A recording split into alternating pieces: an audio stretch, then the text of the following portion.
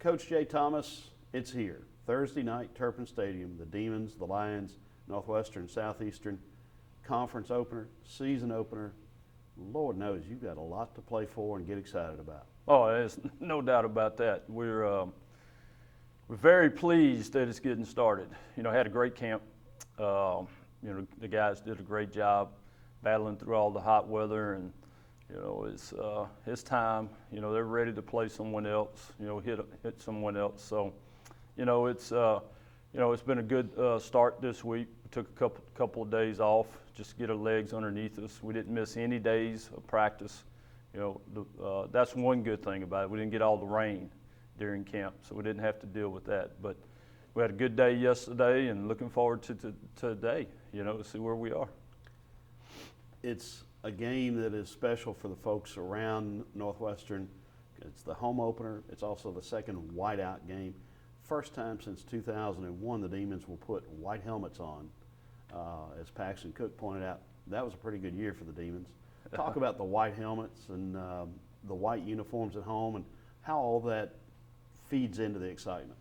Well, I just remember back when I coached at the other place and coming up and the tradition, it seemed like the white helmet was a long time tradition, particularly during Coach Goodwin's years. And, it seemed like we always had really good football teams there during that time too. So I got beat quite a few times along the way.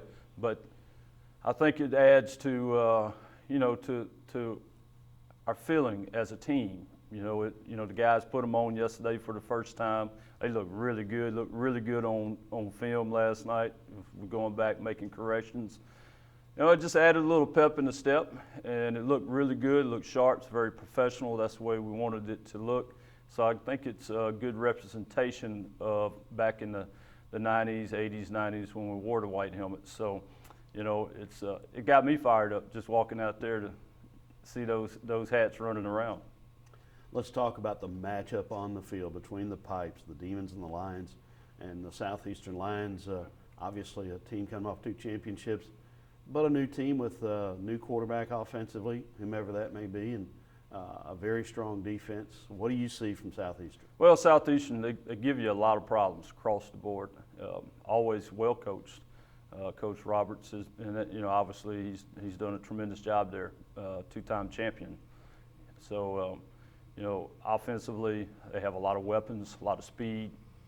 They'll be starting a new quarterback too as well, returning I think 2 or 3 of the starters in their offensive line.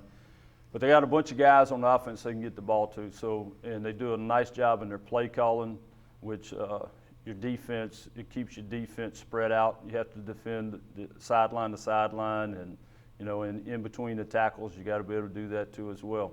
So it poses a lot of problems for defense. So we just got to do a good job of trying to corral all that. And you don't know in the first game exactly what you're going to get, so you got to be ready to fix it in the middle of the game. And then, of course, their defense has been very stingy over the last couple of years. Very physical up front, really active linebackers, outstanding secondary, returning a really outstanding secondary, make a lot of plays. And then, just the physical part of the game, they play it very, very tough. And, so we're going to have to be ready to play rough with them.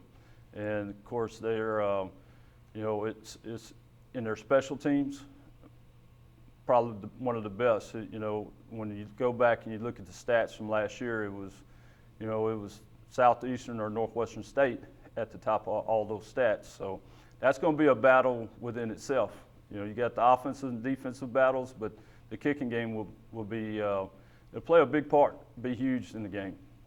All right. You've watched this team through August. Can you give us a short description of what the Demons are about? We have one motto that we went into the camp with, and it is the word rough. We want to play rough. And when we get done playing a game and our opponent leaves the field, no matter if it's here at Turpin or on the road, when they go back in the locker room, we want them to sit there and go, whew, man, that was a tough one. That's what we're trying to get accomplished. The X's and O's, those type of things, obviously got to be there for us. But what we're looking at, or our team is, to go out there and play 4 quarters of rough, tough style of football. You know it's got to be asked. It's the question everybody's wanted to know, and I guess we'll find out first offensive series on Thursday night. But now your team, or at least some folks, have an idea what the quarterback rotation is going to be. Well, it's going to be a rotation. You know, we will start a guy, and those guys know who and where the rotation is going to happen. All 4 guys are preparing to play the game. I think it would be smart on our part to utilize every one of those guys, their abilities within our offense. So there's a lot of different variations of different situations we can use. Different guys in a Wildcat, that type of stuff. So, you know, last year Cody Jones was a Wildcat guy. So, you know, that's a potential as well. You know, so there's a lot of different things. Nick Fabrizio is an option guy. You know, at some point in time, may break out Nick Fabrizio. But, which is good, you know, offensively when you have all those different types of scenarios that you can set up. So the rotation will be there. Every guy's preparing to play. We'll just see, we'll get out there and see who has the hot hand and who's got it going. And we may stay that way for a while. You know, it's not etched in stone when we'll make a switch or that type of deal. We just got to see it and feel it out and then go from there. It's not like old school Major League Baseball where you have a guy go 9 innings. It may be a staff pitching assignment where one guy goes 4, another guy goes 3. Yeah, committee by committee, you know. Just I think that's, you know, and I want to see these guys get under the fire too. You know, I want to see them under the gun. Let's go play, and you know, I think it'll only help us down the road.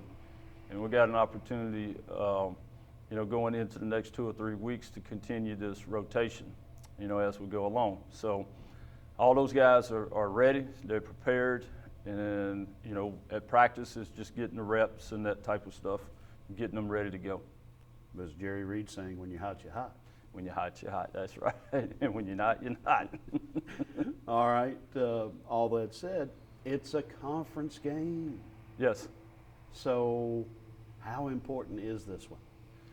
Well, it's huge, you know, and it's going to be huge for both teams. I mean, it's a conference game, and you can get out, you know, 1-0 in the league right from the beginning.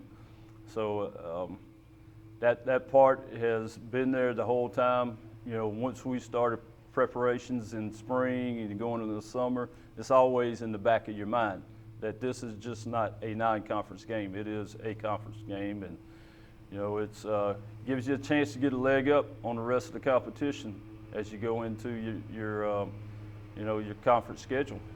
So, you know, it's going to be a great game. It's going to be a lot of fun. Both sides got a lot of speed, a lot of good football players, good coaching on both sides. So it ought to be a fun night. You know, it's going to take a large effort from our team to get the job done. So I'm looking forward to seeing our team play.